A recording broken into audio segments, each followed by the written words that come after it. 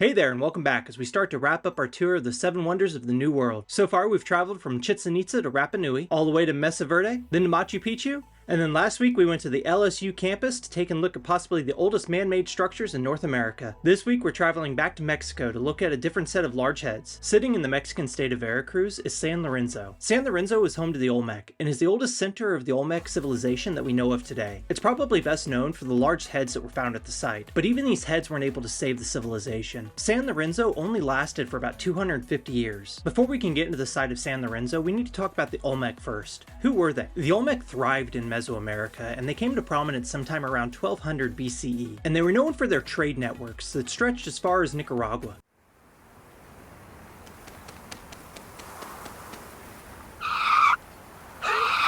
But then sometime around 400 to 300 BCE, it all came crashing down, but we're going to get more into that later. The name Olmec actually comes from the Aztecs, and it means rubber people. And this brings us to one of the big problems with the Olmec. We really don't know much about them. We know they used a glyph system that recorded their gods and their religious practices, but even this is debated on the significance of it. But what we can tell from the glyphs is that they practiced their religion in many different ways, from sacrifices to the significance of rituals done in caves. But one thing that we do know about the Olmec is many of the practices and the things they created actually were passed down to the civilizations that followed them. The Olmec started off by farming the fertile grounds around the Gulf of Mexico. They grew maize and beans, and they were often able to harvest their crops twice a year due to how fertile the ground was. This allowed them to build up a surplus of food, and in turn allowed them to focus on building this amazing civilization.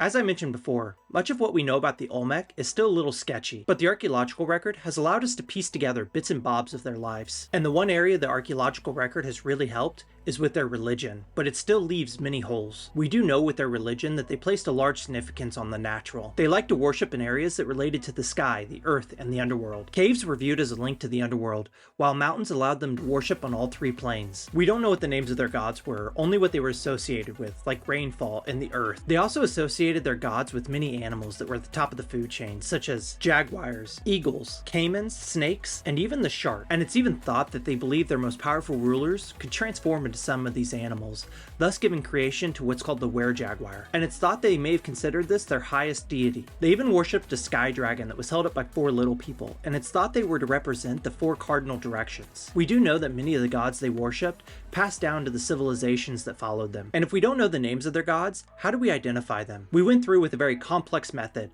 We just gave them numbers. The Olmec left behind a lot of artwork, most notably the giant Olmec heads. The heads were carved from the stone basalt, and each one was unique. It's thought that the heads were carved to represent different Olmec rulers. The heads are as tall as 3 meters and weigh up to 8 tons, and we know that some of the stone was transported from as far away as 80 kilometers. But how did they transport it? Well, we think that they may have actually built rafts and floated it down the river. Huh? Oh no! The heads are often depicted wearing helmets. The helmets could have either been for war or for the ball game, while some others are depicted with jaguar's paws on their foreheads. The jaguar paws are thought to either relate to religious or political power. Altogether, there's been 17 of these giant heads found, and 10 of them coming from San Lorenzo alone. They were very adept at carving jade, molding clay statues, and even carving wood. Before we start talking about the site of San Lorenzo, I need to ask you guys to bear with me for a second. Because of the site's location sitting in a marshy area, much of what the Olmec constructed has actually sunk into the ground. Thus, there's not much to actually see. So this presents us with 2 problems when making this video. First, there aren't many photos of San Lorenzo itself, and the photos that I am able to find aren't the best quality because they are older. And the second problem is that since I don't have very many photos to go off of, we need to use our imagination on this. Now, that doesn't mean that I'm going to not show you things because, you know, what would this video be with just a blank screen? Not great. But what I am going to do is take photos that are from other sites. I will clearly mark out where these photos are from to help supplement this video. And if you're anything like me, you're probably asking, well, why are you doing this video? It was still one of the most important places to the Olmec, and thus needs to be covered. With that being said, I do appreciate that you're still here,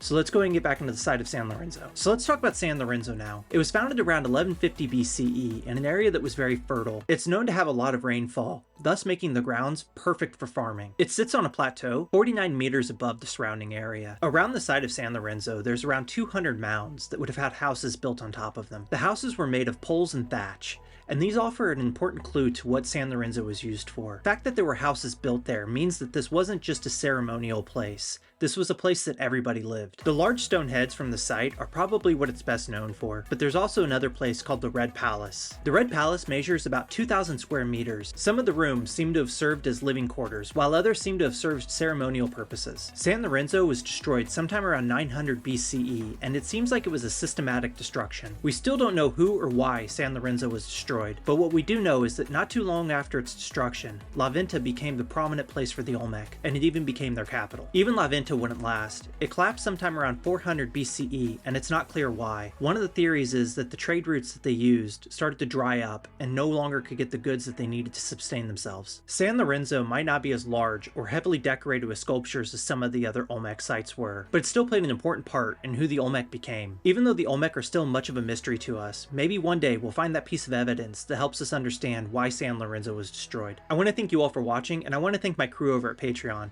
If you want to take and help support the channel, for $2 Canadian a month, which to be honest with you is nothing because Canadian money is just funny money compared to the rest of the world, you could take and get extra content and help support the channel.